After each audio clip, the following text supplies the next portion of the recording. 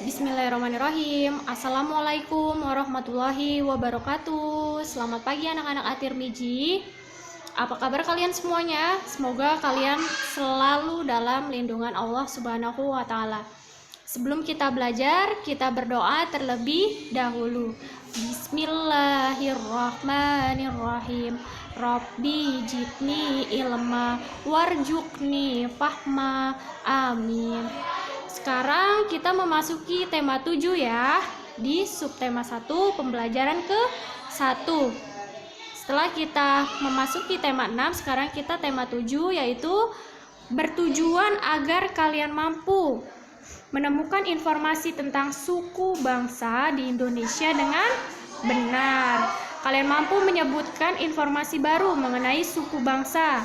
Kalian mampu menuliskan kata sulit dalam bacaan dan mampu menjelaskan artinya dengan tepat.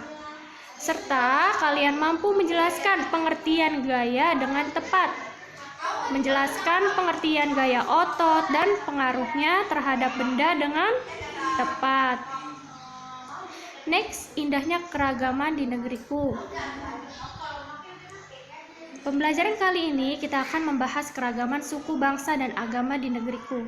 Di sini ada contoh suku Dani dari Papua, seperti ini karakternya, dan suku Tengger.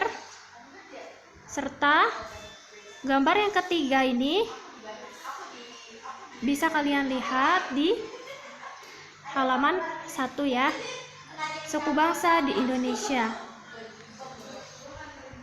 Pada muatan bahasa Indonesia, Ibu akan menjelaskan arti kata sulit dalam teks non-fiksi.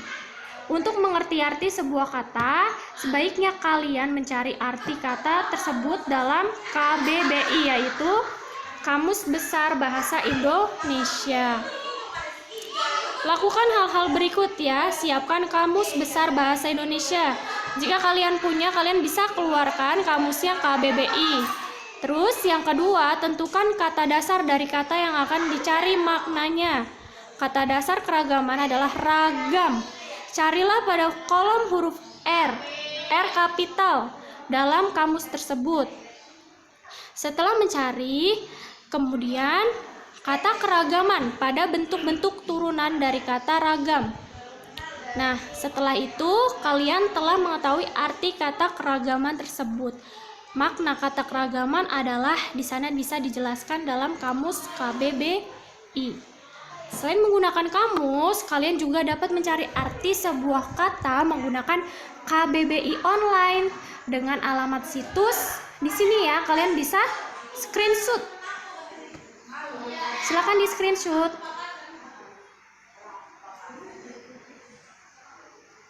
Next, Ibu akan menjelaskan juga tentang pokok pikiran. Kalian bisa menulis di buku tulis. Pokok pikiran adalah suatu ide utama dari sebuah paragraf.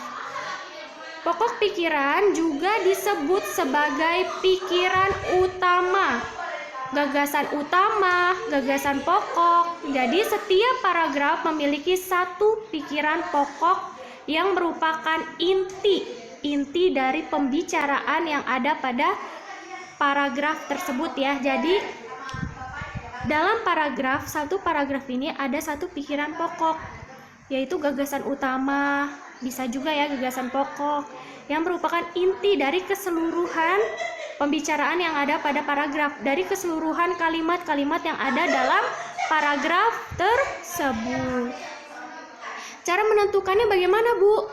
Menentukan pokok pikiran pada paragraf yaitu kalian pertama membaca seluruh kalimatnya dengan teliti.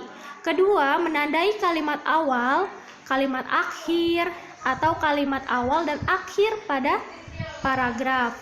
Ketiga, menandai pikiran pokok yang terdapat di awal, akhir, atau awal dan akhir paragraf. Next, pada pembelajaran IPA kali ini, Ibu sedikit menjelaskan pengaruh gaya terhadap benda. Gaya adalah tarik atau dorongan. Gaya dapat menyebabkan suatu benda bergerak dan kedudukannya berubah. Untuk melakukan gaya diperlukan apa? tenaga ya, tenaga yang kuat. Keadaan suatu benda dapat berubah akibat pengaruh gaya. Di sini ada pengaruh gaya terhadap benda antara lain. Pertama, benda yang diam menjadi bergerak. Contohnya, meja. Meja jika kalian dorong akan bergerak. Dan bola yang ditendang. Jika bola ditendang oleh kaki kalian juga akan bergerak. Dan gerobak yang ditarik. Jika gerobak yang ditarik akan bergerak. Benda yang bergerak menjadi diam. Itu yang kedua ya, pengaruhnya. Contohnya, pada saat sepeda yang sedang dikendarai kita, direm, kita rem, nah, menjadi diam kan? Gerak sepeda menjadi lambat dan akhirnya berhenti. Yang ketiga, pengaruhnya benda berubah bentuk. Contohnya, saat botol air mineral yang kosong diinjak. Kita injak nih, botol tersebut akan berubah bentuk. Contoh lainnya yaitu balon yang ditekan menjadi berbagai bentuk.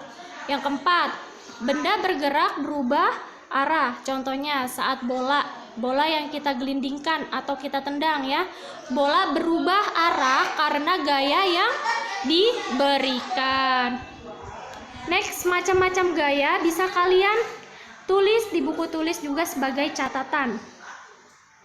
Ada gaya otot yang pertama. Gaya otot di sini bisa dijelaskan. Kalian juga bisa men-screenshot lalu di-print, boleh juga ditulis di sebuah catatan agar kalian tidak lupa. Ada gaya gravitasi. Ketiga, ada gaya pegas. Keempat, ada gaya magnet. Kelima, ada gaya listrik. Keenam, ada gaya gesek. Bagaimana contohnya gaya otot? Yaitu anak menendang bola. Jika kalian menendang bola, ibu memotong kue dan ayah kalian memindahkan televisi ya, itu membutuhkan gaya otot. Gaya gravitasi, jika kita melempar benda ke atas, benda itu akan jatuh ke tanah lagi kan?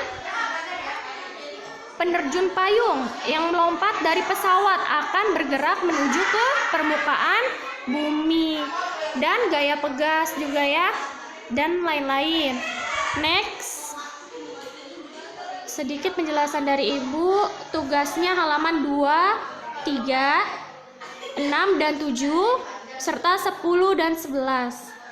Oke, semangat anak-anak Atirmiji. Terima kasih, cukup sekian. Jika ada yang tidak tahu atau tidak paham, bisa tanyakan ke ibu.